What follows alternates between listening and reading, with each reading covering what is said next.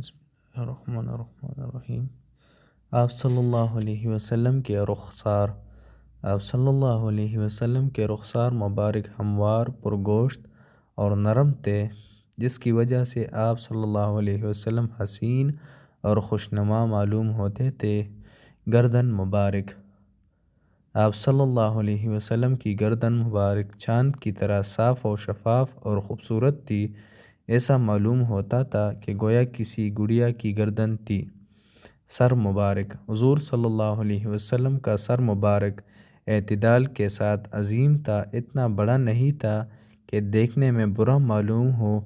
سر کا قدر بڑا ہونا باطنی کمالات اور کامل عقل ہونے کی نشانی ہے، اس لیے اللہ تعالیٰ نے آپ صلی اللہ علیہ وسلم کو یہ امتیاز بخشا تھا۔ زلف مبارک حضور صلی اللہ علیہ وسلم کے سر مبارک کے بال بہت گھنے تھے، نہ بالکل کنگریالے تھے اور نہ بالکل سیدھے، بلکہ قدر خمدار تھے۔ اس سے زلف مبارک کی خوبصورتی میں مزید اضافہ ہو گیا تھا۔ زلف کی حد آپ صلی اللہ علیہ وسلم کے زلف کی لمبائی کے سلسلے میں 3 مختلف روایتیں حدیثوں میں آتی ہے۔ حضرت براء بن عازب رضی اللہ عنہما فرماتے ہیں کہ آپ صلی اللہ علیہ وسلم کے زلف کان کی لو تک تھے۔ نمبر 2، حضرت براء ابن عازب ہی کی دوسری روایت میں ہے کہ آپ صلی اللہ علیہ وسلم کے بال مونڈوں تک تھے۔ نمبر 3، حضرت انس بن مالک رضی اللہ عنہما فرماتے ہیں کہ آپ صلی اللہ علیہ وسلم کے بال نصف کانوں تک تھے، لیکن ان تمام روایت میں کوئی تعارض اور اختلاف نہیں، کیونکہ بال بڑھنے والی چیز ہے۔ ایک زمانے میں نصف کان تک تھے تو دوسرے زمانے میں کان کی لو تک تھے، اور جب مزید بڑھ گئے تو مونڈوں تک آ گئے۔ اور جو صحابہ نے جس زمانے آپ صلی اللہ علیہ وسلم کے بال مبارک کو دیکھا تو انہوں نے وہی حال بیان کر دیا، اور حضرت براء بن عازب ہی سے اس کے متعلق جو 2 قسم کے مختلف احادیث منقول ہے، اس کے بارے میں یہ کہا جا سکتا ہے کہ پہلی مرتبہ جب انہوں نے دیکھا تھا تو کان کی لو تک تھے، اور جب دوسری مرتبہ مشاہدہ کیا تو مونڈوں تک پہنچ چکے تھے۔ بعض علماء کرام نے ان تینوں روایت میں تطبیق دیتے ہوئے یوں فرمایا ہے کہ سر مبارک کے اگلے حصے کے بال نصف کانوں تک پہنچ جاتے تھے، اور سر کے درمیانی حصے کے بال کانوں کی لو تک، اور سر کے آخری حصے کے بال مونڈوں تک پہنچ جاتے تھے۔ بہرحال تینوں طرح کی روایتیں صحیح سند سے ثابت ہے۔ نوٹ: حضرت علی رضی اللہ عنہ سے مروی ہے کہ آپ صلی اللہ علیہ وسلم نے عورتوں کو بال کٹوانے سے منع فرمایا،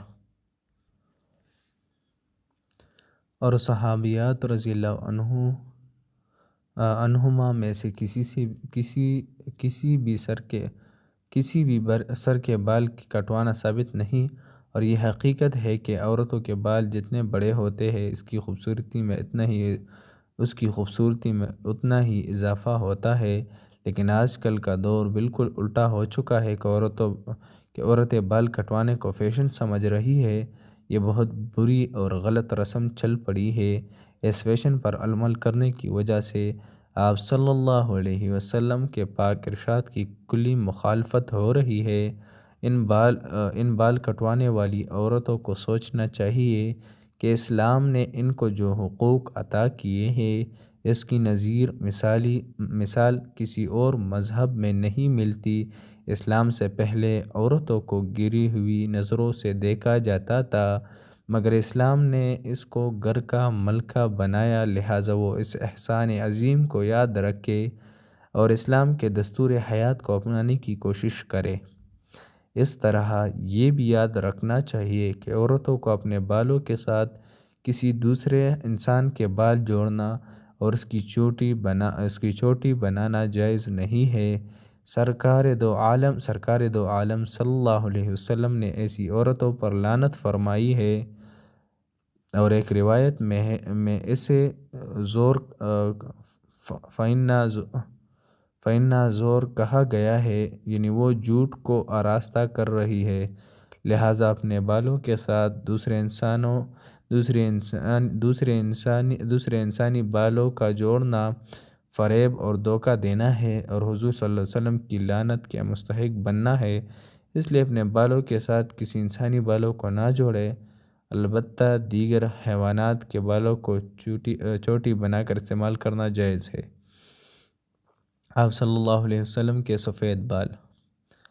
حضرت انس رضی اللہ عنہ فرماتے ہیں کہ حضور اقدس صلی اللہ علیہ وسلم کے دونوں کنپٹیوں میں تھوڑی سی سفیدی تھی، اور حضرت انس رضی اللہ عنہ کی دوسری روایت میں ہے کہ حضور صلی اللہ علیہ وسلم کے سر مبارک اور داڑھی مبارک میں صرف 14 بال سفید تھے، اور دیگر روایات سے معلوم ہوتا ہے کہ آپ صلی اللہ علیہ وسلم کے سر اور داڑھی مبارک میں کل 17 یا 20 بال سفید تھے۔ لیکن یہ کوئی اختلاف یا تعارض کی بات نہیں ہے، کیونکہ مختلف زمانوں پر اس کو محمول کیا جا سکتا ہے اور شمار کرنے والے کے شمار میں بھی فرق ہو سکتا ہے۔ نیز یہ اندازے کی بات ہو سکتا ہے کہ ایک صحابی نے 14 اور دوسرے نے 17 اور بعض دوسرے حضرات نے 18 اور 20 کا اندازہ کیا ہو۔ حضرت جابر رضی اللہ عنہ فرماتے ہیں کہ آپ صلی اللہ علیہ وسلم کے بالوں کی سفیدی تیل کے استعمال کے وقت محسوس نہیں ہوتی تھی۔ تیل کے استعمال کے وقت چونکہ سب بال چمکنے لگتے تھے، اس لیے بالوں کی سفیدی تیل کی چمک کے اندر مل جاتی تھی، یا یہ بھی ہو سکتا ہے کہ تیل کی وجہ سے بال جم جاتے تھے، جس کی بنا پر سفید بال اپنی قلت اور کم ہونے کی وجہ سے چھپ جاتے تھے۔ سفید بال کی وجہ۔ حضرت عبداللہ بن عباس رضی اللہ عنہ فرماتے ہیں کہ حضرت ابو بکر رضی اللہ عنہ نے عرض کیا، یا رسول اللہ صلی اللہ علیہ وسلم، آپ بوڑھے ہو گئے ہیں کہ آپ کے بال سفید ہو گئے، اس کی کیا وجہ ہے؟ حضور صلی اللہ علیہ وسلم نے فرمایا، مجھے سورہ ہود، واقعہ مرسلات، اما یتساءلون اور سورہ قرۃ نے بوڑھا بنا دیا ہے، اور ایک روایت میں ہے کہ مجھ کو سورہ ہود اور اس جیسی دوسری صورتوں نے بوڑھا بنا دیا۔